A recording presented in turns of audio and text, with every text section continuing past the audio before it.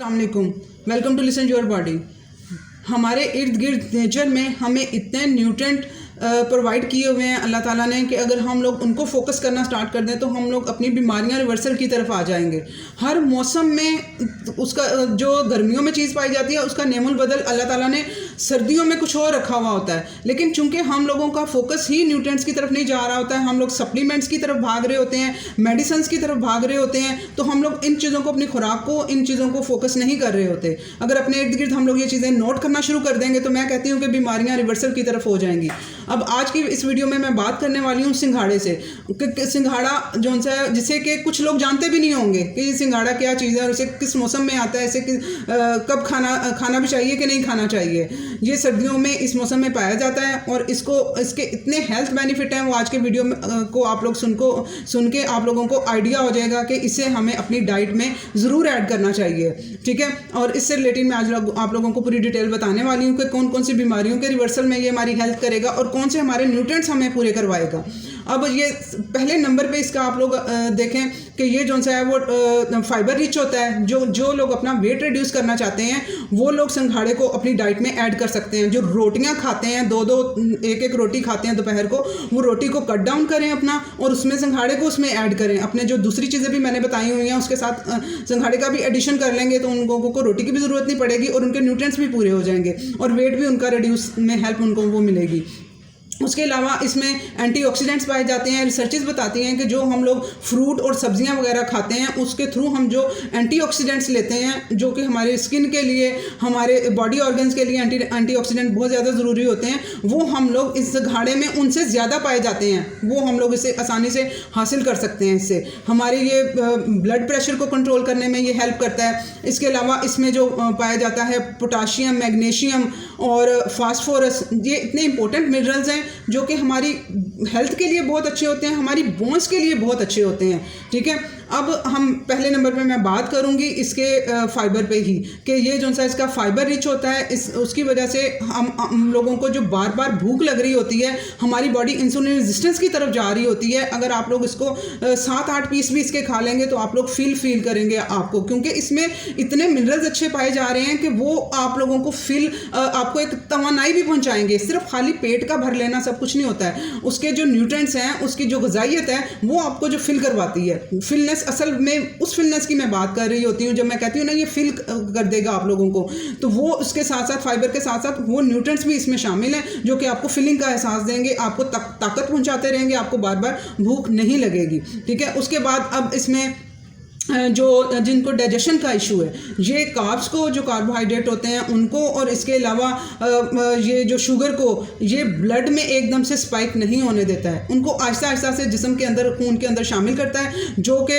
Insulin resistance का बायस होने से वो जिस्म को रोकता है। इसमें इसका बेनिफिट है। उसके अलावा हार्ट हेल्थ के लिए, जिनको ब्लड प्रेशर का इशू है, ठीक है, और जिनको अडीमा है, जिनके टांगों में, जिस्म में पानी जिनके इकट्ठा हो जाता है, वो पोटेशियम डेफिशिएंसी की वजह से होता है। ठीक है, अल्लाह ताला ने देखें कद्दू अब गर्मियों में रखा हुआ है, अब सर्दियों में कद्दू का मौसम नहीं है, वो सब्जी हमें अवेलेबल नहीं हो सकती है। अगर हो भी तो हम लोगों ने यूज़ नहीं करनी है उसका मौसम। मैं हमेशा कहती हूँ कि जो मौसमी फल और सब्जियां वो यूज़ किया करें। अब उसका नेमुल बदल अल्लाह ताला ने हमें सिंघाड़े की फॉर्म में दी है। इसमें पोटाशियम बहुत अच्छी मिकदार में पाया जाता है और पोटाशियम और सोडियम का कम्बिनेशन ब्लड प्रेशर वालों के लिए बहुत इंपॉर्टेंट होता है।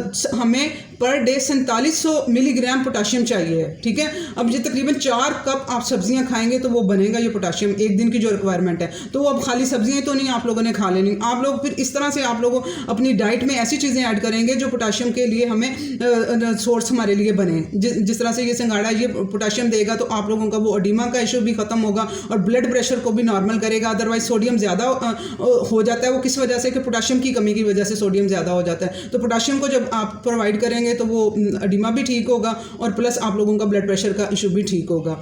ठीक है, इसके अलावा जो शुगर के पेशेंट हैं उनके लिए बहुत अच्छा है। जो ग्लाइसीमिक इंडेक्स है इसका, GI इंडेक्स है इसका, वो इसका कम है, यानी कि आप लोग जब इसे खाते हैं तो वो फ़ौरन हज़म हो के फ़ौरन शुगर को एकदम स्पाइक नहीं देता है, ये स्लो डाउन हज़म होता है, स्लो डाउन शुगर में जाता है आहिस्ता आहिस्ता जिस तरह ज़रूरत होती जाती है। तो इस वजह से ये शुगर के पेशेंट भी इसको इस्तेमाल कर सकते हैं। जो आदमियों की सेक्शुअल हेल्थ है उसके लिए ये बहुत ज़रूरी है। जो एलोपैथिक और ये दूसरी मेडिसिन होती हैं उसमें इसका पाउडर यूज़ किया जाता है, इसके आटे को इस्तेमाल किया जाता है, उसके स्पर्म्स मर्दों के ये बढ़ाता है, उसके लिए ये मेडिसिन इसको एज अ मेडिसिन यूज़ किया जाता है। तो ये आप लोग भी मर्द भी ये यूज़ कर सकते हैं, इसको संघाड़े को ईजीली इसे खा सकते हैं। उसके अलावा जो फीमेल्स अब आ जाती हैं, मेरी फेवरेट फीमेल्स थायराइड की पेशेंट जो मेरे साथ हैं, सबसे ज़्यादा उनके लिए ये बहुत ज़्यादा ज़रूरी है। जो हाइपोथायराइड की जो पेशेंट है स्पेशली, और तकरीबन 80% केसेस हाइपोथायराइड ही होते हैं जिनमें कि यहाँ पे थायराइड ग्लैंड होता है जो कि थायरोक्सिन हार्मोन प्रोड्यूस करता है। उसकी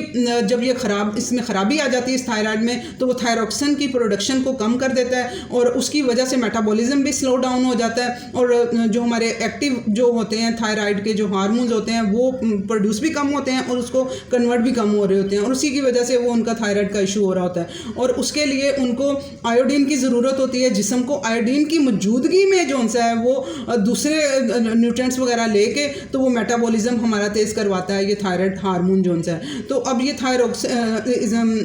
जिनमें थायरोक्सिन की कमी आ रही है उसमें अब आयोडीन, उसके पीछे आयोडीन डेफिशिएंसी भी है। अब आयोडीन की डेफिशिएंसी को ये संघाड़े के थ्रू पूरा किया जा सकता है। इसमें पोटाशियम, मैग्नीशियम, फास्फोरस ये तो आ ही रहे हैं, साथ में आयोडीन भी इसमें पाया जाता है जो कि मेटाबॉलिज्म को तेज़ करेगा। ठीक है, यूज़ आप लोगों ने इसको दोपहर को करना है क्योंकि डाइजेशन पहले ही थायराइड के जो पेशेंट हैं उनमें डाइजेशन का इशू हुआ होता है। तो आप लोगों ने ऐसी चीज़ों को दिन दिन में ही यूज़ करना है। दोपहर के लंच में मैं बता रही हूँ ना, रोटी की जगह आप लोग इसे यूज़ कर लें तो और डाइजेशन ताकि वो डाइजेस्ट भी हो सके। और रोटी के साथ आप लोगों ने एप्पल साइडर विनेगर भी लेना है, तो वो भी आप लोगों का ये हज़म होकर पूरे न्यूट्रिएंट्स आप फ़ायदा तभी होता है हर चीज़ का जब आप उसके न्यूट्रिएंट्स आप लोगों को लग जाएँ, और लगेंगे तब जब वो हज़म होएगा। ठीक है, हज़म होकर जिस्म का हिस्सा बनेगा।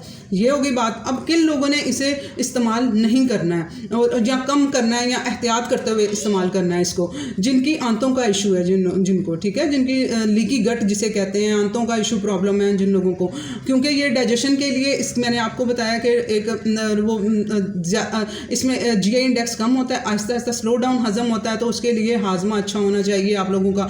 तो जिनको आंतों का इशू है वो तो पहले ही आंतों के इशू में फंसे हुए होंगे, तो उन्होंने क्या करना है, इसे कम क्वांटिटी से स्टार्ट करना है। और इसके अलावा आप लोगों ने अपना एप्पल साइडर विनेगर दोपहर को यूज़ करके खाने के तौर पे इसे मैं यूज़ करवा रही हूँ ना, तो आप लोगों ने इसे उस टाइम पे यूज़ करेंगे तो आपको डाइजेस्ट हो जाएगा, तो आपकी आंतों में जाकर ज़्यादा मसला नहीं बनाएगा। आपसे 4 से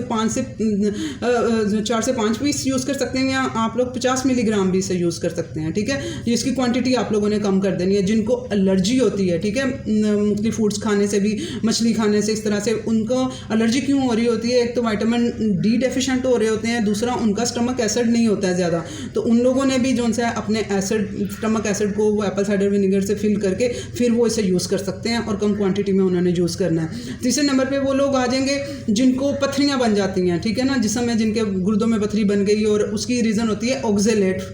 ठीक है, ऑक्जेलेट जाके ऑक्जेलेट, उसकी रीज़न आप ऑक्जेलेट नहीं कह सकते हैं कि उनमें कमी होती है सिट्रिक एसिड की। ठीक है, जो कि लेमन में मैं आप लोगों को पिला के सुबह सुबह आप लोगों को सिट्रिक एसिड प्रोवाइड कर रही होती हूँ, उनमें सिट्रिक एसिड की कमी होती है, जिसकी वजह से ऑक्जेलेट रिच फूड्स जो होती हैं ना, वो जाके फिर स्टोन अंदर बना देती हैं। तो वो अब ये ऑक्जेलेट इसमें पाया जाता है। और हमने अब ये नहीं करना कि जो तवानाई से भरी हुई खुराकें हैं, जैसे भिंडी हो गई, उसमें भी ऑक्जेलेट ज़्यादा पाया जाता है, पालक में भी ज़्यादा ऑक्जेलेट पाया जाता है।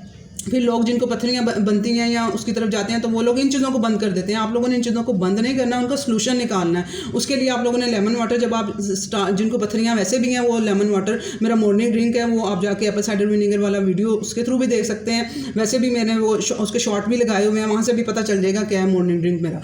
वो आप लोगों ने डेली आप लोगों ने वो मॉर्निंग में पीना है। और स्पेशली जो जिनको ऑक्जेलेट पथरी का इशू है, उन लोगों ने क्या करना है, इसको खाते हुए इसके ऊपर लींबू निचोड़ लेना है, थोड़ा काला नमक डाल लेना है, लींबू निचोड़ लेना है। लींबू जो वो उसमें सिट्रिक एसिड होगा, वो उसको जाके बाइंड नहीं होने देगा, पथरी नहीं जिस्म के अंदर बनने देगा। ठीक है, आई होप ये वीडियो इन्फॉर्मेटिव था, इसे शेयर करें, लाइक करें, ताकि लोगों को इन्फॉर्मेशन मिल सके।